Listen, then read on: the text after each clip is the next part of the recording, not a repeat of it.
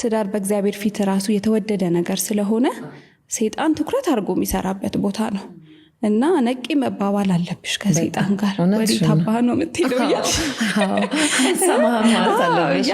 ፈተናዎችሽን የተቋቋምሽ ትዳርሽን ማቆም መቀጠል አለብሽ እና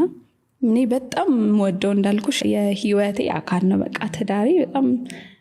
ኬቢ ደግሞ በጣም ሰፖርት የሚያደርግ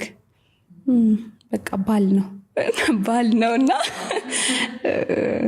በጣም ደስተኛ ነኝ እግዚአብሔር ይመስገን ከዛ ደግሞ ልጆች ደግሞ ሞር ያጠነክሩሻል እውነት ነው 4 ልጆች እናት ነሽ አትመስይም ምንም ሁሉም ሰው ነው የሚላገርም አይደል